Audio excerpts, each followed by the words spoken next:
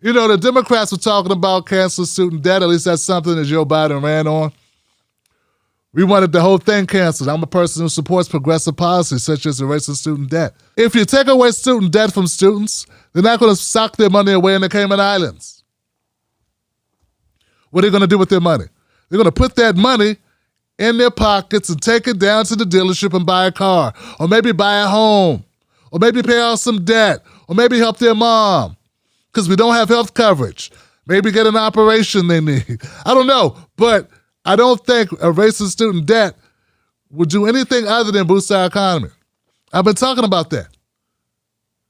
But one thing it will not do, Johnson, it definitely will not fundamentally change the racial wealth gap.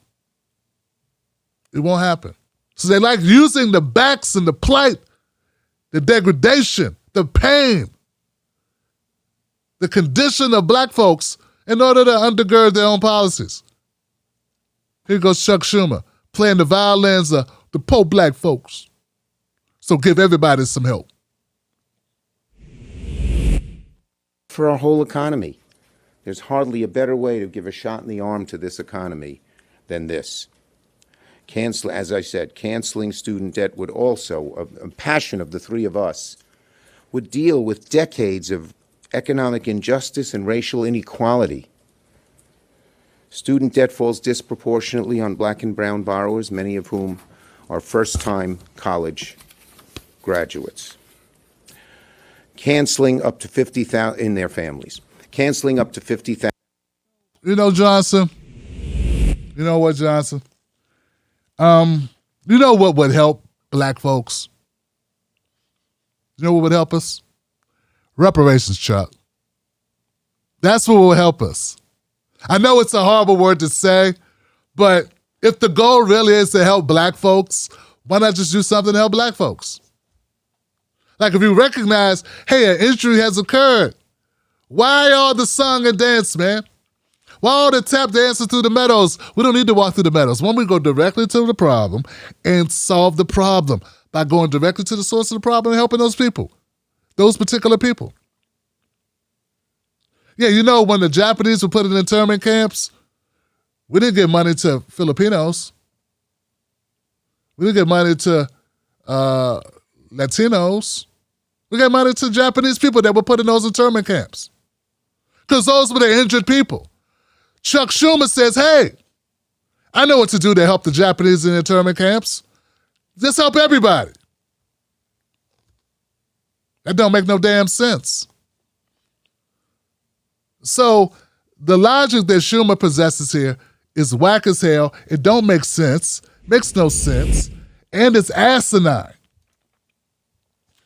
Schumer and top Democrats call for Biden to extend student loan pause and cancel $50,000 per borrower. So I'm looking at the doublespeak here anyway. Pause it. Pause. Because it's like they stopped it for a couple of months.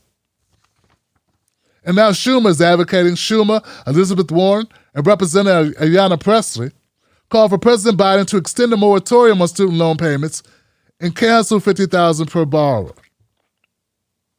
Once again, I'm not saying this is not a good idea. This is a good idea. Yes, do this. Do this, Joe Biden, but don't use black people to do it because black people will not be as impacted by this as they say. And if so, show me the data that suggests that.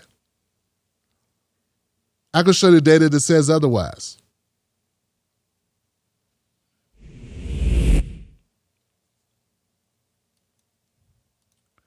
In this piece, Running the Numbers on Closing the Racial Wealth Gap by Dr. Sandy Doherty, Samuel Dubois Cook Professor of Public Policy, African-American Studies and Economics, Duke University, Director Samuel Dubois, Cook Center on Social Equity, Duke University, 2019. Here's the facts. The mean level of black student loan debt is $23,000, while the mean value of white student debt is $16,000. Among those holding this type of debt, on the face of it, this would be a universal program that would disproportionately benefit black students because they hold a larger average. But The amount of the gain in net worth by erasing student debt must be weighted against the enrollment rates for each group. Because those who do not enroll in college or university do not acquire student loan debt. So since not everyone goes to college, and the amount of black folks, the number of black folks that actually go to college to incur this debt, that means that less black people will actually be impacted by this. Now, of those that will be impacted, they will be impacted more. But since more white children go to college, more white people benefit than black people. This is basic.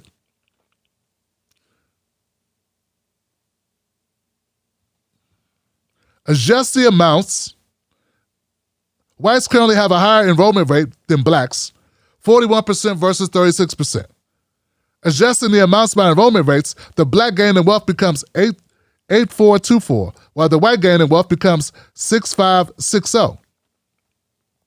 Adding the former to the black median of 17,600 yields a total of $26,000. Adding the latter to the white median yields a total of $177,000.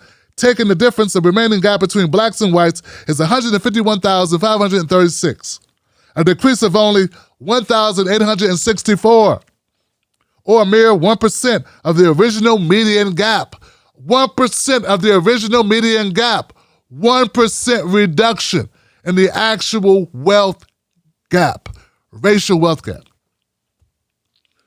See, it just sounds good for Chuck to say, hey, we're doing this, we do this, it really helps black people.